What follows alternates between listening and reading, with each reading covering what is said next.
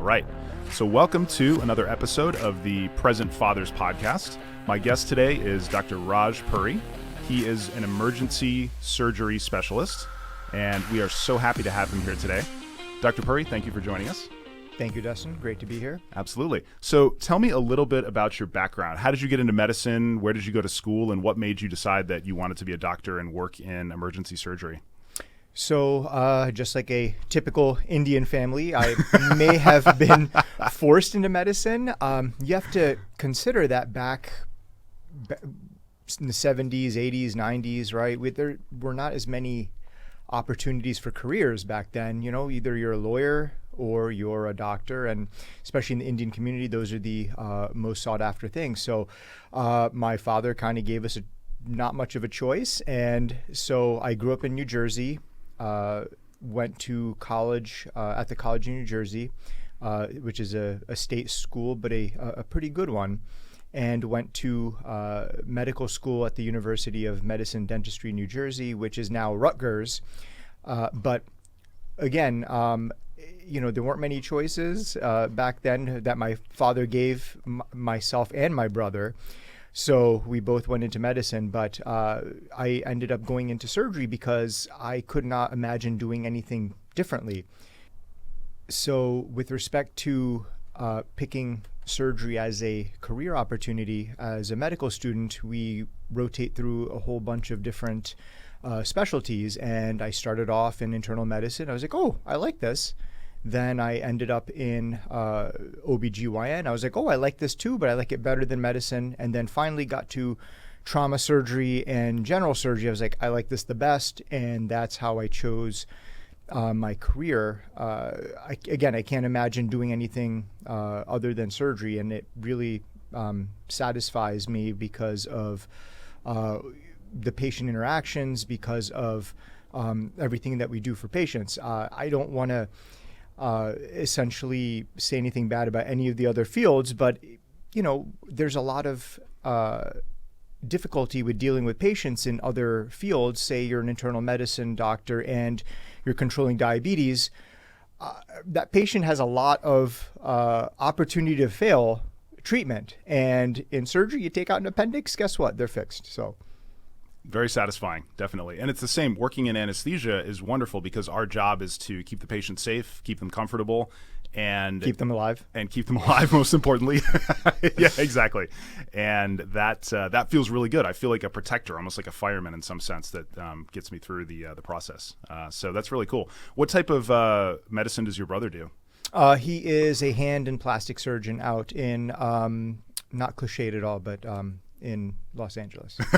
So he's the Hollywood surgeon. That's very cool. Okay. Something like that. I like it. So tell me about your family a little bit. How did you meet your wife? So the last 9 years before I came down to Florida, I was working at Central Maine Medical Center, and in Lewiston, where unfortunately that recent shooting was, which we've never seen anything like that before. So that is not a depiction of Maine or of Lewiston whatsoever, but that is the hospital that I worked at. For 9 years, my wife at the time was a orthopedic physician assistant, and myself doing trauma, we kind of ran into each other quite a bit. So we shared a lot of the same patients, treated the same ailments. So we were also in the same circle of friends. So eventually we became really, really good friends. And decided to start dating, and it worked out very well for us. So, and I'm sure you did everything you could to make sure that you bumped into each other on accident. Oh, I got to go check on this patient a second time today. Yeah, that's right. So. Yeah, they got the best care imaginable. Yeah, I like it. And so you dated for a while, you were married, and then you had your son, yes. Who's now how old? He is 4. Great. Yeah. And tell me a little bit about how your life changed when you became a father. What did you expect to happen, and what actually happened? Well, the biggest thing I think is work-life balance, and the job I have currently, I do get a week on, a week off. So the week that I'm off, I'm fully off. So that is spent with my son Maxwell, and I couldn't imagine any other way. That he looks forward to the week off. I look forward to the week off, and he already knows what activities he wants to do, and we kind of have it planned out. But so that is kind of the one thing that I wanted to ensure once he was born. And again, my prior job, had a lot of, I guess, less time off in a way, but was a little bit more predictable. So right now, the week that I'm working, some weeks he doesn't see me at all. So that's incredibly tough. But he kind of expects that. So it's every single job has its pros and cons. So right now, this is the way we have figured it out. So how is this different than I imagined? I don't know. I don't know if I had any expectations coming into this. Mm-hmm. Yeah, it's and medicine is a calling, right? I mean, especially emergency medicine. So, it's not a job that you can just hang up at 4 o'clock and pop in. So we appreciate you doing it. I know my wife needed some help a few months ago, and your partner was able to take care of her. So yeah, exactly. So what you got, and that happened, I think, at 2 a.m. or some craziness. So you guys really. It's not a 9 to 5 at the bank, right? So I'm glad we have all hours all the time. So we're on for 24/7. So there's no shift work involved here at this at this job anyway. Sure, exactly. So how do you shift mentally from I just did surgery and now I'm going to jump off and go be a dad? Is there a process you go through where you say, okay, now I'm in dad mode, or like, how does that work for you? Because you go from a week of just nonstop. I mean, you work hard. They, I know you're busy at those hospitals. To all of a sudden, okay, I've got some downtime. I'm going to spend some time with my son. How does that mental shift work for you? Luckily, Tuesday morning I can shut everything off. So, once we shut off the phone app that anybody can contact you anytime. Mm-hmm. Now it's go time for, daddy baby time. So that's as we call it. So, nice. I like it. Once we start there, now there's no looking back. We can do all the activities that we want to do. So, luckily this job does allow me to do that. I can shut things off at 7 a.m. on Tuesday morning. Yes, I do think about my patients some of the time, and we do sign out the night before. So it's a way of releasing everything and putting that on your partner, and that's the way it's supposed to work. You want your 1 week of complete off time where you don't have to think about anything, and you can do as you will, and that's just a big perk of this job, and that's one of the reasons I chose this job, because I knew I was going to be able to kind of have that time off. That's great. Yeah, and I'm glad you're able to do that. I know so many people, just an email here, just a thing there, and before you know it, you're on your phone looking at stuff, and you're not really paying attention to your kid. And no matter how much time you spend with him, if it's not quality time, and they know it. They know it. Yeah. What days that I'm working, even though he knows I'm working, he will close my laptop. He will steal my phone. Things like that. So, he knows when when he's not getting the full attention. So it's amazing. Yeah, kids definitely see what we do and not necessarily what we say. So we should pay attention, and then we're playing on our phones. But he can't tell the difference, right? Whether you're checking your fantasy football scores or saving a patient's life, it looks all the same to him. That's so true. That's where work gets tricky for sure. So let's talk a little bit about dads, our kids, and some situations that might protect your children and make sure that you don't make a mistake that might hurt your child. So let's talk about a couple of pediatric emergencies and situations that may look like one thing but may actually be something else. So can you get into a few examples? Let's look at batteries for one. That's a good one to start with. A lot of toys have magnets, have batteries, and especially young kids, they might end up swallowing one. Can you maybe walk me through an example of where you saw a child that was in that situation, what the parents had to do, and then what you had to do to make sure that they were okay? Yeah, so let's talk a little bit about that. Now, just as a disclaimer, I don't do emergency medicine, but again, in my pediatric, essentially parts of my residency, medical school, and then over the years, being in the emergency room, getting consulted on such things, I do have some expertise in this. So yeah, things that are everyday dangers. Again, so batteries get swallowed all the time. Kids love putting things in their mouths. These things corrode and can actually put a hole in the small bowel, in the stomach, things like that. So you do want to, for batteries especially, take that patient, your child is now a patient, you take them into the emergency room, and they can be monitored there. Now, depending on what type of battery it is, and there's characteristics of certain batteries, but they may have to go retrieve this battery before it causes damage.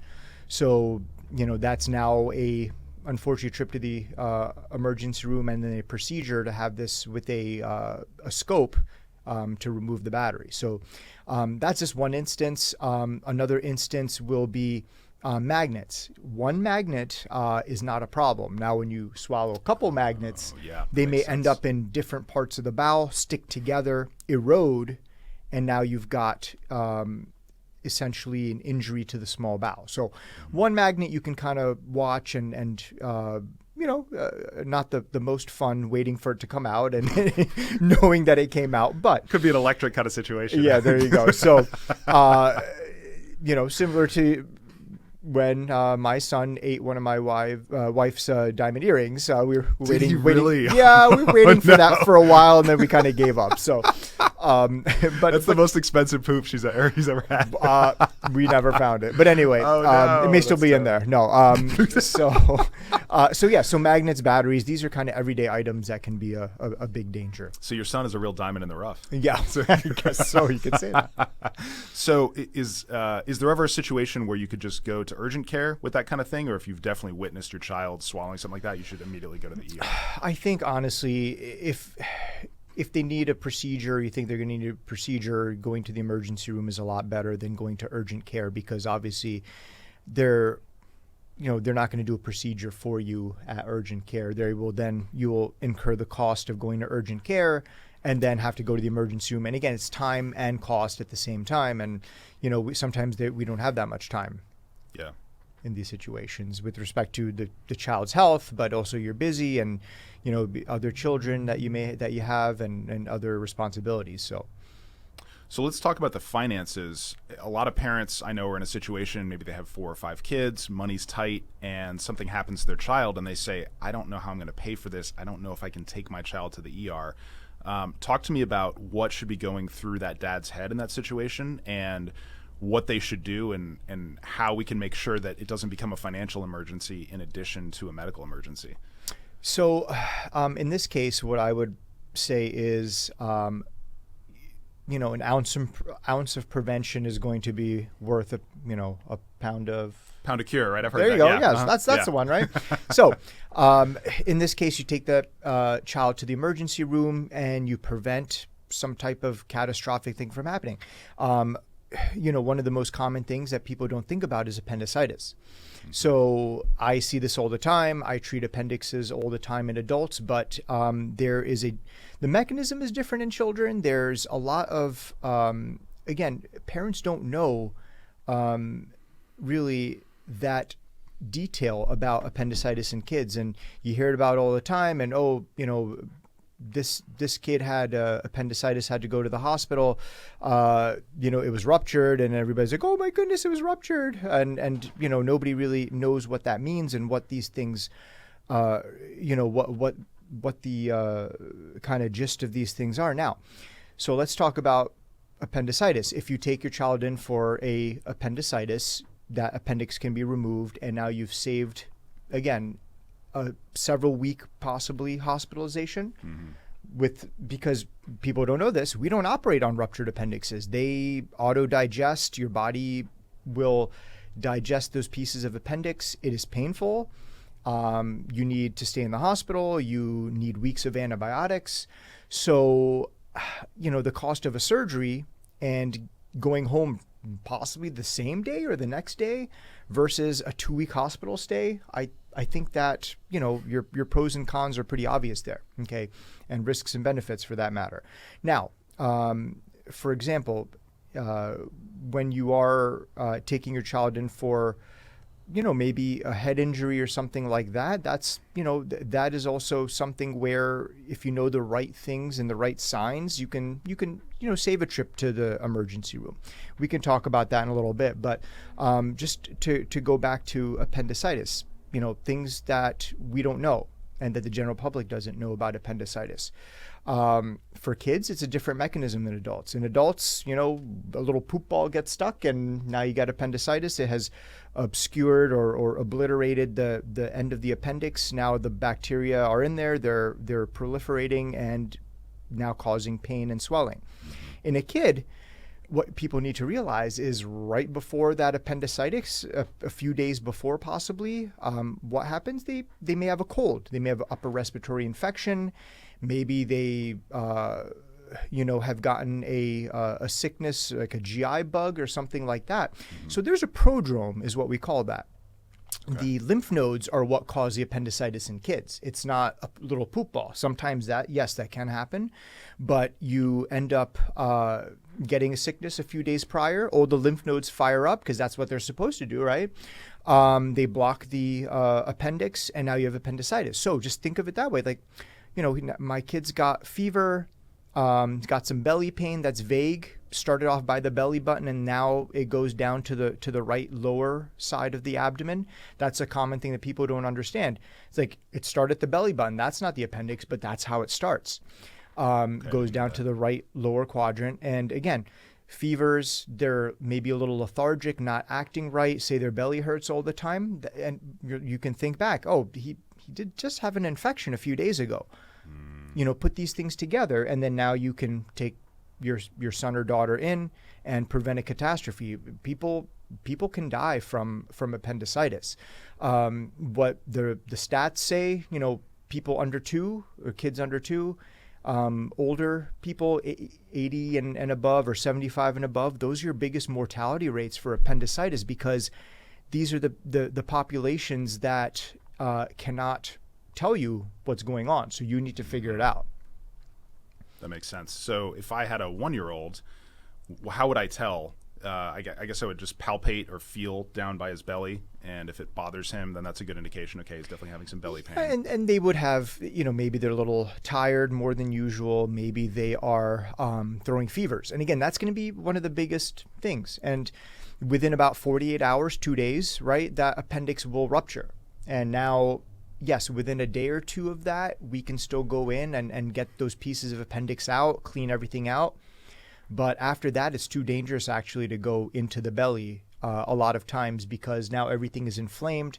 You could injure the bowel, you could injure the colon, and those risks outweigh the benefits of actually going into this child's abdomen to go retrieve these pieces of appendix. So now you're stuck with it, and you have to wait for the body to do the work. Okay. And the antibiotics. Yeah, that makes sense. So if a parent suspects that there might be something wrong with their child's appendix, is there a nursing line they can call? Should they just go to an urgent care? What's their first line where they say, okay, I want to make sure I'm not spending this money and all this time to get all these scans and all that? What's the easiest, simplest way for a parent to get in and differentially diagnose or make sure that it's not something more serious? I think in that case, an urgent care might be good, because you have experienced hands that can work with the child and maybe figure out what the most common ailment is. You can get labs. Okay. You can, so these are things that they may be able to rule out appendicitis, or they will tell you, go to the ED. In that case, it may be, money well spent, because now you're reassured, yeah, there's definitely something wrong. I mean, kids get belly pain all the time. My child drinks his milk too fast or drinks something too fast, and it's a belly ache for 2 hours. So, so these are examples where, I think urgent care is a good way to go. There's you could call your pediatrician or your family medicine doctor for quick, over the phone consultation. There are a lot of other things you can do. There's telemedicine services. There are, over the phone services that you can use also that can give you kind of a preliminary idea of what's going on with your child, especially if you are a layperson in medicine. Yeah. So yeah, parents, make sure you've established a relationship with a pediatrician. It's much easier to get this stuff taken care of if you already know your doctor. You can call them, Yes. and a lot of it is, if finances are a concern, there's ways to get help with that. So don't just assume that your kid is fine. Make sure that you have a relationship of some sort, so that you can head these off at the pass and take care of it. Again, the earlier this stuff is caught, the easier it is to deal with. So, if you don't have a pediatric relationship or anything like that, and your child is, getting a little bit older, go ahead and make that happen. The cost is not as high as you would think, and over time, the benefits will outweigh, any of that. So that's definitely a key element there. Absolutely. Okay, so we talked about appendicitis. Let's talk about hernias next. So maybe the different kinds of hernias and what that looks like. Sure, and this is something where parents look at this and are like, "Oh my goodness, what is going on here? We got to rush the kid to the hospital, to the emergency room." Hernias are one of those things that some of them improve on their own, but a lot of them are not emergencies. So, for example, your dad, you're at home, you're with your kid's crying, kid's toileting. You're like, what is this thing sticking out of his belly button? That's an umbilical hernia. So That can be scary. Right? Yes. Why is there a thing? Yeah, right. Where's my wife? No. Yeah, right. So, an umbilical hernia is actually one of those things that by age 2 or 3, a lot of them will fix themselves. So this is not an emergency. It's not even an urgency until you get to an older age, and then that can be fixed kind of like a same-day surgery. Just, there's an umbilical ligament there. There's the umbilical ring. All these things are your embryologic kind of structures, and they also are immature when the child is young. So these things can tighten up. And again, most umbilical hernias will go away by the age of 2 or 3. I think some of the teaching now is, between the ages of 3 and 5, if that hernia is still there, then you should get it fixed.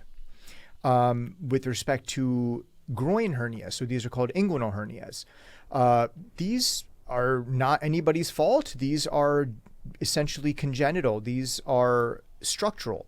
So there's a little pathway in children that where some of the organs go down into the groin, and what happens is this little pathway does not close.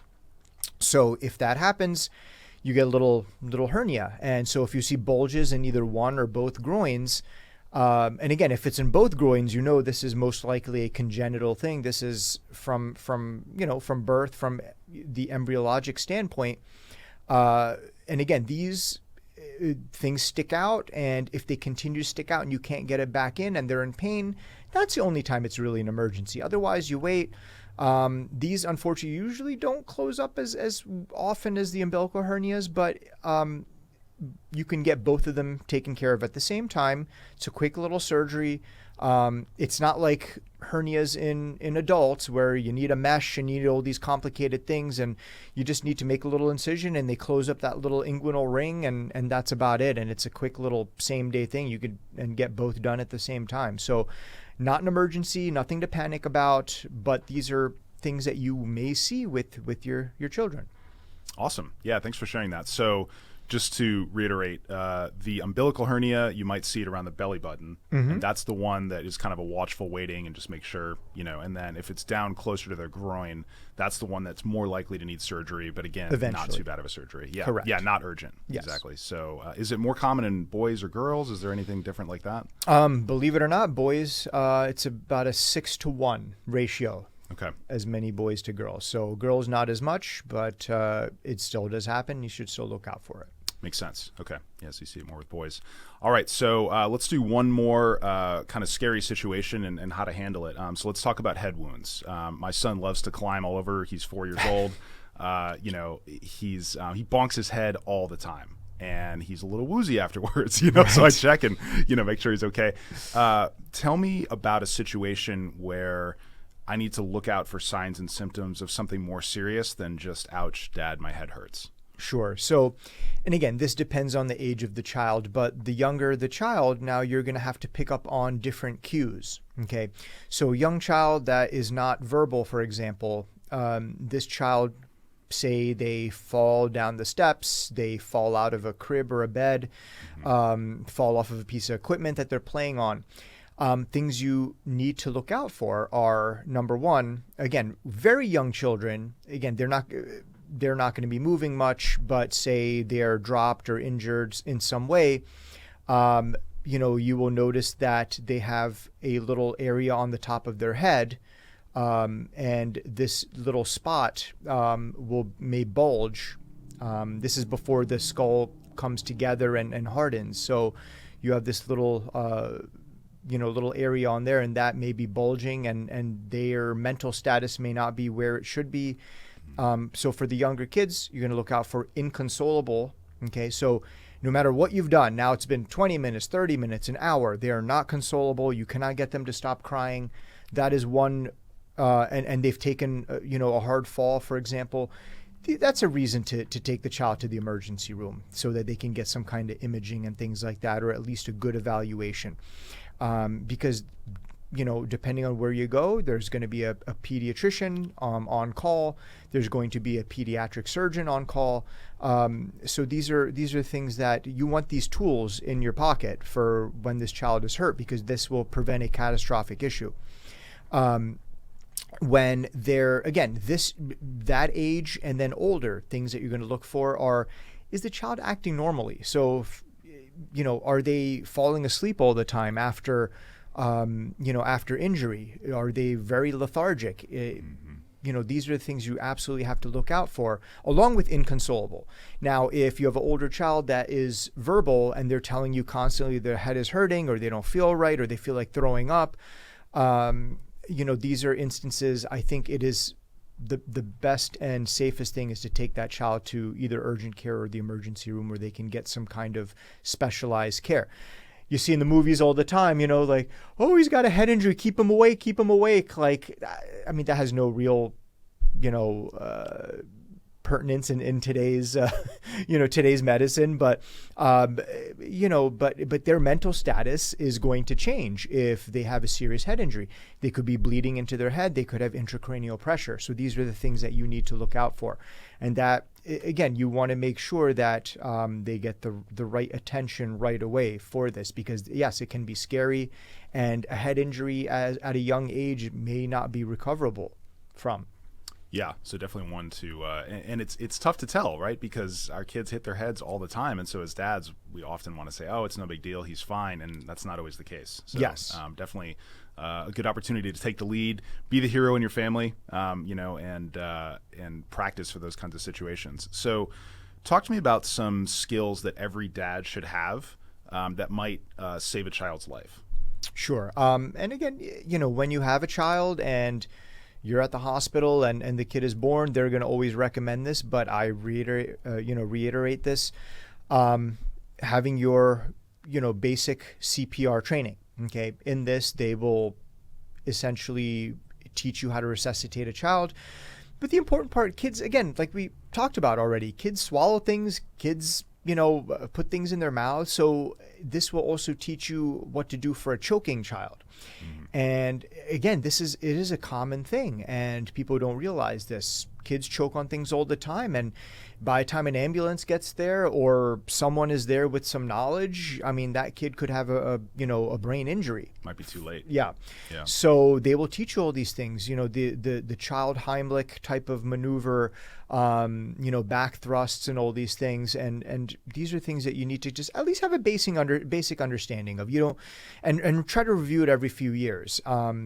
Because this is, basic life support, that is BLS, and then CPR, all these things are going to be essential in the future for just keeping your child safe, keeping other children safe. Maybe, you're at a softball game, or you're at a t-ball game, and another child, something happens, a kid is choking on something or stops breathing. I mean, you can be the hero in this case. So, there are always opportunities to where emergencies happen.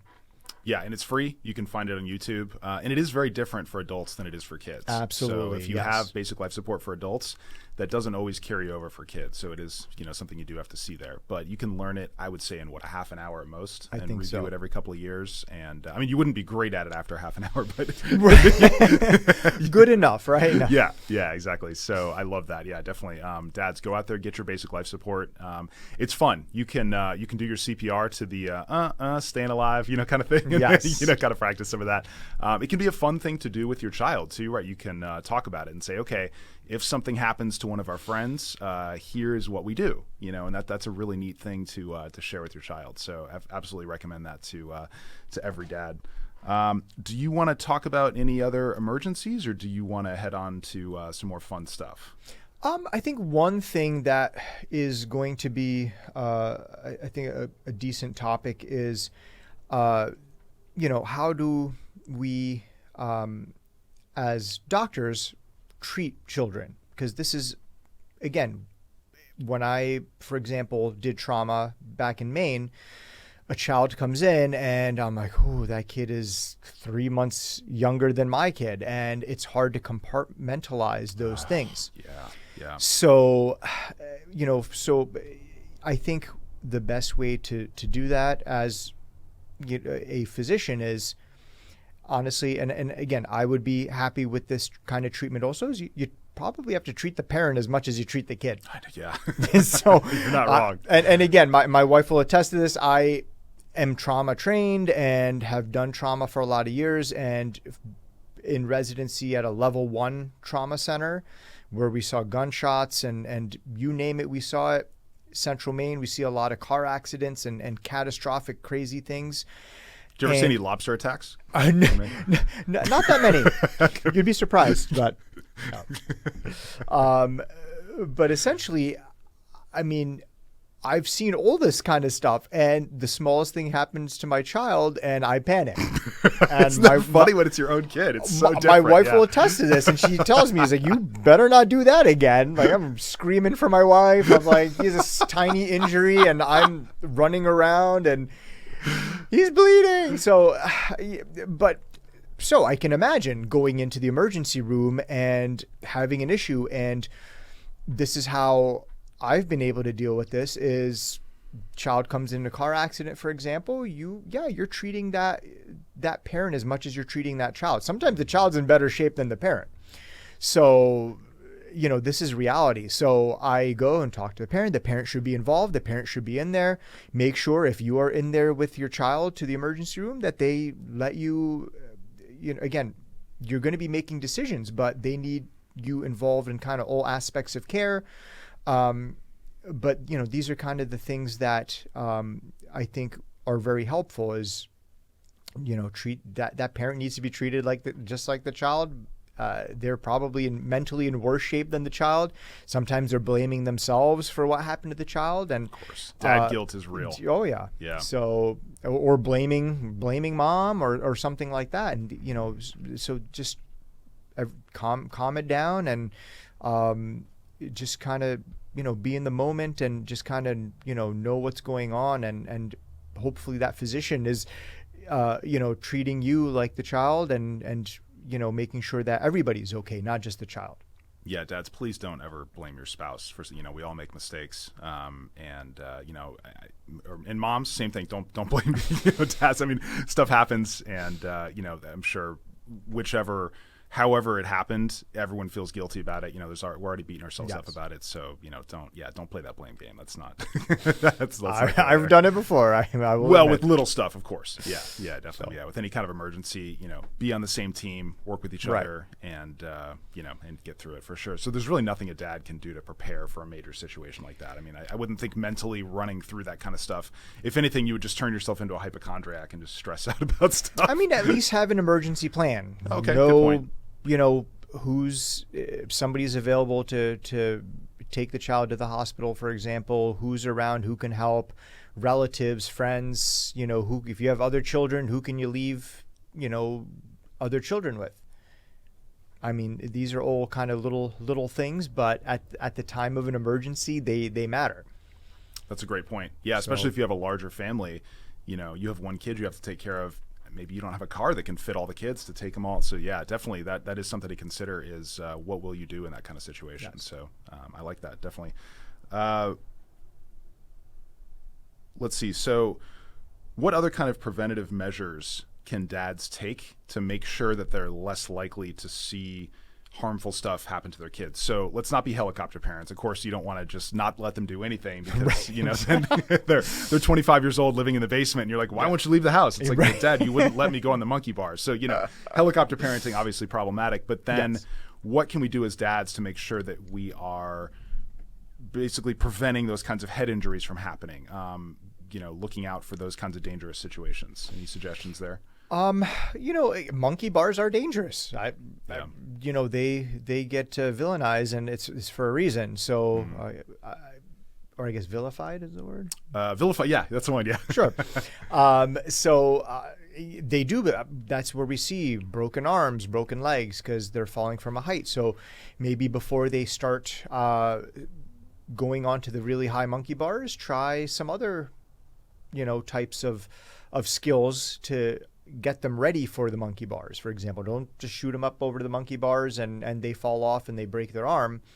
Trampolines are dangerous, and maybe but there are ways to kind of child-proof them, you know, putting a net around a trampoline or limiting the height that you can actually, you know, fall from a trampoline. If you know, you have it on a height to begin with, or on a deck or something like that, for example, now they can fall off the trampoline and fall off a height too at the same time. So, so these are kind of simple things. And, you know, one thing that I did with my child, I have a pool, and getting my child to learn to swim early, or at least some type of, you know, a life-saving type of course where they, you know, get at least acclimated to the water, can float, can do kind of, you know, basic things to save their own lives if they do fall into a body of water, into a pool, things like that. But my child has been swimming since, you know, the age of 2 and something. And so he's a great swimmer. It's impressive. Dustin knows, yes. So he can do freestyle. At age 3, he was doing freestyle. So, you know, these are things. And again, it doesn't have to be expensive. Yes, we opted for kind of private lessons and things because it was better for our schedules. But there are group classes that child can take that are very inexpensive. And it also helps them socialize and things like that too. So, you know, basic water skills are, especially in Florida. I mean, in Maine, I wasn't really thinking about doing that because even in the summer, you can't go in the water; it's freezing. But and there's killer lobsters everywhere. It's right. Wicked dock up there. You know, there's all these issues. Yeah. So and you know, maybe you know one person out of 20 that has a pool right up in Maine. So they're just not necessary. So. You know, it depends on where you are, but, you know, in Florida, yeah, they need water safety. I like that. So prepare the child for the road. Don't prepare the road for the child. Right. I think the mistake we often make as dads is we want to protect our kids from everything and make sure they don't get hurt. And the best way to do that is to give them the skills to prevent themselves from getting seriously hurt, right? So a couple bumps and bruises when they're young will prevent them from getting that major injury later. Sure. So yeah, I like that. Prevention, skills, all that. And those are fun bonding things to do with our kids. Yes. You know, what a wonderful thing to learn to swim together, you know, to learn all these skills together. That's how we, you know, how we get better at this stuff. So along those lines, let's talk a little bit about mental health and resilience. Okay. What are you doing for your son personally, and what would you recommend to dads in general to make sure that our kids are able to bounce back from challenges, physical challenges maybe? If my son drops down and skins his knee, that's a scary situation. What can I do as a dad to make sure that he can handle that emotionally? And then other emotional challenges, maybe a bully at school or something like that. What are you doing to help your son be more resilient and be able to handle the challenges that we know will come? I think first of all is having that bond with your child is first and foremost. So if you don't have that bond with your child, say you're always angry at your child, you're always criticizing your child, they're not going to be able to trust you with these types of things or listen to anything that you have to say. Yeah. So build that bond first. Make sure that with your child that you are just building something, building a bond that lasts, building trust. These are things that you want to build with your child. Once you are able to do that, now they'll come to you and say, yeah, there's somebody at school that's causing me a problem. And again, this example, along with, yes, they've skinned their knee or they did something to hurt themselves, you're not going to blame the child. That's not helpful in any way. So don't blame the child. You want to empathize with the child. You want to come up with, a plan of action. So, how do we prevent you from skinning your knee next time? Did you wear your protective equipment on the scooter, that kind of thing? Or are we just fooling around kind of, situation? So you want to make sure that, you talk to them about the situation, what can be changed, what do we do in the future? But you have to console them too, because they're just children, and we kind of brush things off. I skin my knee, I move on with my day. This might be a big event for a child, and they're going to perseverate on this for probably 5 days until it's healed. Yeah. And then they'll ask you, Daddy, why do we get a scab? And then you have to go through that situation. But anyway, you want to just start off on the right foot with this, and not blame them, talk about how to change it. How can we fix this? Any thoughts from your end, Dustin, on that? That really resonates. So a little bit of dad guilt here. I was playing with my son in the garage last week, and he dropped a weight on his toe. And that's all he wants to talk about now. That night, Mom, Daddy let me drop a weight on my toe. He just throws me under the bus, right? I was like, well, no, you kind of technically did it, but you're right. I should have been working, whatever. And so, yeah, he's going to talk about that for the next month. I'm sure that's all he's going to want to say is, guess what Daddy did? He put that weight there where it could get in the way, and all that. I felt terrible about it. Thankfully, no major injuries. And I actually texted you and said, yes, hey, so if in theory a dad had a son, and you're like, it was you, wasn't it? I'm like, yeah, it was me. Yeah, you got me. And so, yeah. And so, common emergency situation there. I said, what do you think I should do? And you said, doesn't sound like he's in agony right now. He had some pain, but he's doing okay. I sent you a photo of it, and it was a little purple, but it wasn't crazy. Got an x-ray later that day anyways. Turns out it was just a bone bruise and nothing broken. Yes. Thank goodness. Yeah, exactly. For your sake. No kidding. Yeah, I would have been hurting a lot more than Lucas would have been in that situation. So, put shoes on your kids. I honestly think if he'd been shoeless there, that might have been a more serious injury. So I'm very happy he had some good shoes on. Don't leave your kids unattended in a garage. There's sharp objects there, all that kind of stuff. Not even, for 5 seconds. I've made that mistake before. I'll run in, my son says, oh, I need some water. I'll run in, grab him some water. I look out and he's got something in his hand. And I'm like, yeah, okay, you're not ever being left alone again. Yes, exactly. So yeah, with young kids, they have a sixth sense of, oh, there's something dangerous over there. Let me go play with that dangerous thing. And so don't be tempted to leave your kids alone, especially in a garage. Dads, don't do it. Make sure you're always watching them, and that'll kind of prevent those kinds of situations. So I do have actually one little story. Oh, please. From trauma in Maine. And again, this, these situations are so tough because it can happen to anybody. Family was in a hotel, and again, this was the child that maybe was honestly around the same age as my child. So I was like, boy, this could have happened to my kid.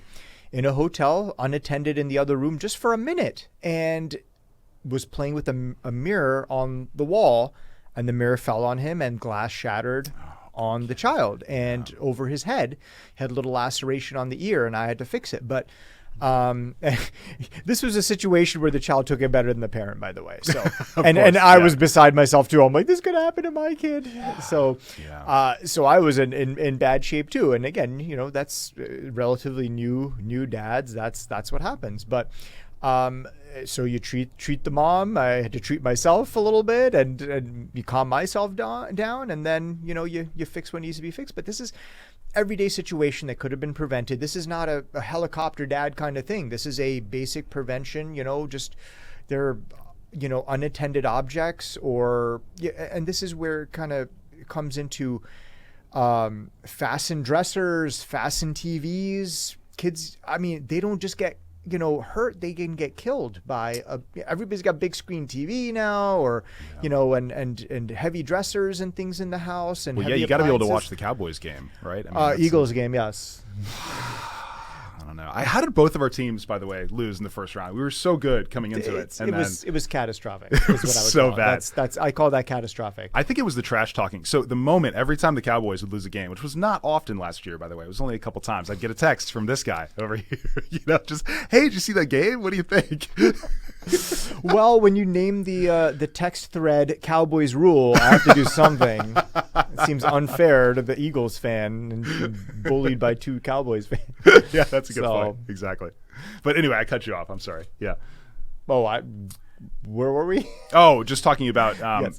those challenges like with big screen TVs, things like that. Yes. So glass can again, fall, these are preventable things, and every parent should be aware of them. And again, these are things that you hear all the time. Safety pamphlets and things like that, and other really preventable things are having your kids in the right car seats, because car accidents are very common. And the difference between a head or head injury or the kid being unscathed is the type of seat you have, how it's fastened. And again, these are programs. I still remember up in Central Maine, we used to have a program from the trauma department where somebody would actually, our director would go out and make sure that the seats were safe, which is awesome. And there are programs like that. Fire stations do it, and some of the ambulance squads do it. There are dates that you bring your car over, show them your car seat, and they will tell you whether it's installed correctly or not. And I mean, people don't know that there is that resource. The hospital where I worked in Missouri, I didn't know this until we had our son. They actually went out to our car and double checked for us to make sure that the seat was okay. I think that was actually, it wasn't optional. It was like, yes, you get your baby back home, but we're going to check and make sure we like the car and all that, which I actually kind of like, because optional is fine, but a lot of us as dads, I got this, it's fine, I know. And I would encourage to all of you do-it-yourself type dads who think you know everything about everything, which I'm guilty of that occasionally, so, no judgment. Get a double check.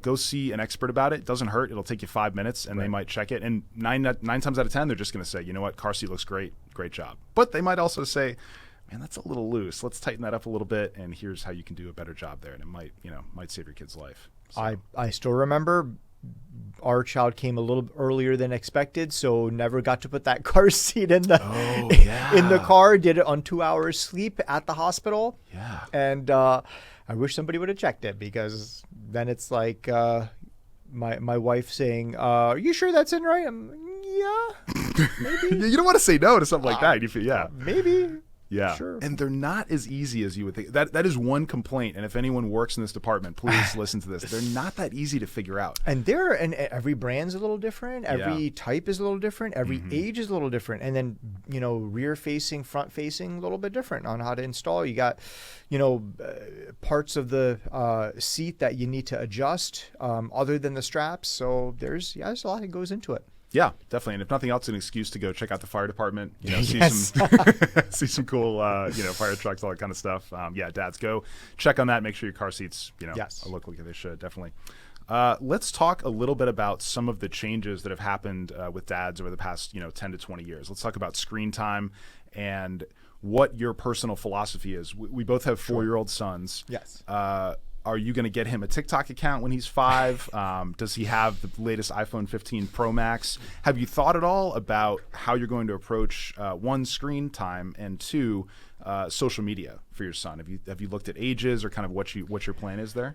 I'm guilty of, my son has a tablet, but again, we get to control what he watches and the things. And honestly, it's been more of a blessing in a way, because he looks at educational things, and believe it or not, he will name you all of the organs of the abdomen and will tell you about all the systems of the body, including the immune system and all of these things and what are involved. And so in a way, this is something that, I would not be able to teach him in a manner that these nifty little YouTube videos and songs and things can teach him.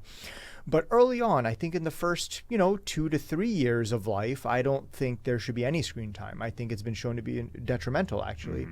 But yes, I'm guilty of now, 3 and something, and then 4 of letting him have some screen time.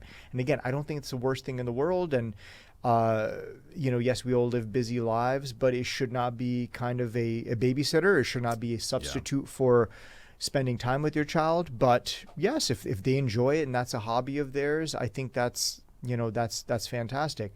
With respect to phones and things like that, I mean, yeah, I'll probably buy my son a new iPhone when he's 30, but that's right.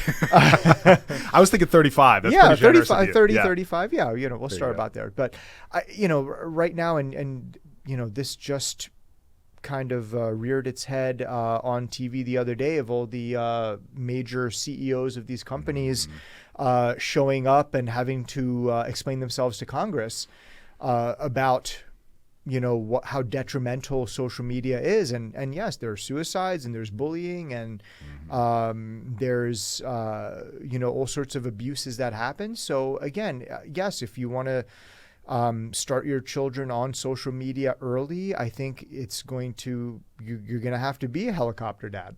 Yeah. And I don't think there's a way around it, because there are very very dangerous people out there. Yeah, agreed. And that's what made me bring up the question, Yes. Was seeing Zuckerberg get grilled and all that. It's Yes. it's tough because, if my son is 12 and he doesn't have any kind of social media accounts, his friends all will. Yes. And then he he's may be the only weird one. kid that doesn't have, a TikTok or whatever it is. So, it's not one of those things where you can just say, you know what, we're just not going to let him have any social media until he's 30. Yes. Because it doesn't matter, even if he doesn't have it. Yeah. A lot of the bullying that happens is not directly to the child's social media account. Yes. It'll be to 16-year-old girls who are talking about a third girl who maybe doesn't have a social media account. Right. She finds out about it later. Yes. And so, having some sort of social media presence and learning about it could almost be a defensive mechanism just to understand, kind of that world that they're navigating. So it's an interesting, unique challenge that we have as dads that Yes. we didn't have to worry about. I'm 40 now, so I had one of the first Facebook accounts. You had to be in college at the time to get one, and I was 18, I think, Yes. when I got it. So I was able to live my entire childhood without the pressure of social media. I didn't have to perform for a camera. I didn't have to worry that if I did something silly, which I did lots of silly things, that someone was going to record it and I'm going to go viral because And show everybody what you did. Yeah.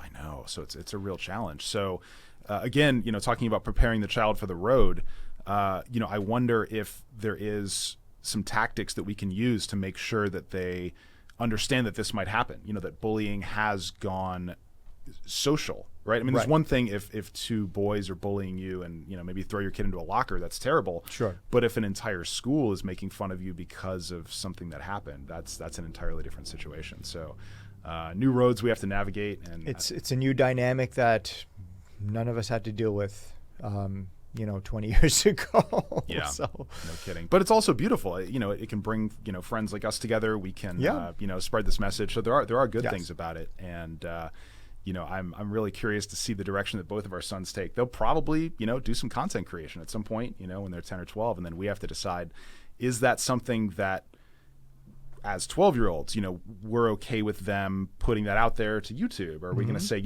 anything you make, we need to go ahead and, keep it private and all that? Let's talk real quick about what you're doing with your son's tablet and how you make it so that you see everything he does, parental controls. I don't have a tablet for my son. I'm kind of a boomer in that regard. I'll let him watch stuff on my phone with YouTube, so I'm watching him directly. Yep. How are you able to control his digital presence on his tablet? You can set essentially. Here, I'll have to start thinking. There are settings that you can utilize and that essentially tell this tablet how old is your child, what kind of things you want them to look at. If he went out and tried to search, again, he's too young to search anything, but if he was to search something that we didn't approve of, that those settings will kind of protect him.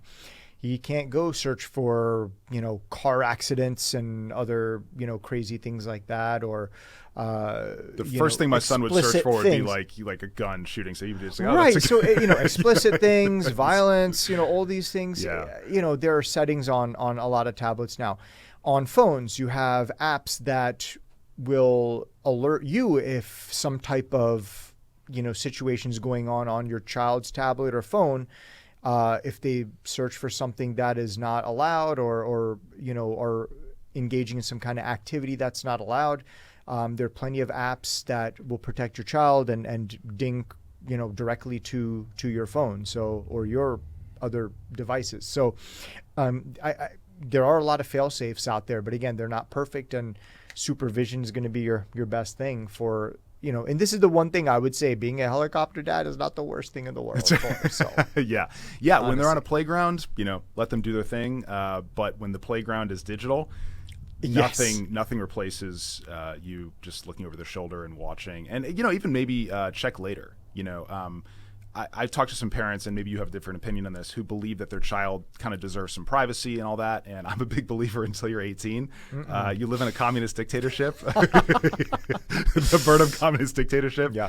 And if anything, that might encourage our children to get out of the house. Dad's such a hard butt that we can encourage them to. That was a big part for me when I was a child. My mom shut down everything. She was really tough. And so the thought of getting outside and, having my own place was really exciting. And when I was 18, I went off to college, and I was very motivated to do that. Whereas if she'd made it really good for me and given me everything that I wanted and didn't have any discipline, I might have stuck around the house for a little bit. Still be in the basement. Yeah, yeah, exactly. So that's definitely an interesting challenge there. So as we're wrapping up here, any closing thoughts, anything that you really want dads to know from a physician's, especially an emergency physician's perspective? I think it's just knowing the basics. A little bit of information does go a long way. Okay. Like I told you, most people don't know about appendicitis, for example, and even adults. Everybody tells me, I thought I had food poisoning. I'm like, everybody knows about appendicitis. What do you mean? But no, people don't. And people don't know that it starts in one place, ends up somewhere else. People don't know that we don't actually operate on ruptured appendixes. We leave those alone. And I can't tell you how many crazy looks I get from patients when I tell them that we're not operating on them. They're like, what? So, a little bit of information goes a long way. You can research a lot of these topics. There are a lot of great forums. There's a lot of great content on for example, YouTube and things like that. My son uses YouTube for everything. He's, that's his favorite thing to look at. And again, obviously we've set limits for what he can search, or we search for him. But yeah, it's just, knowledge is power, and you can really prevent a lot of problems. You can nip some of these problems before they happen, or before they get worse, just by having a little bit of information. I like it. Definitely. Well, thank you so much for joining us. This has been a lot of fun. It was my pleasure. Good. Yeah, thanks so much. So dads, this has been another episode of the Present Fathers podcast. Let's get climbing.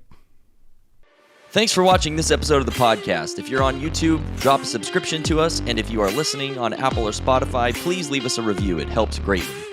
If you are also ready to level up as a man, check out Elite Sentinel Coaching, our program designed specifically for men, where we forge men into leaders. We turn cowards into kings, weaklings into warriors. Become the hero in your story. Join us today.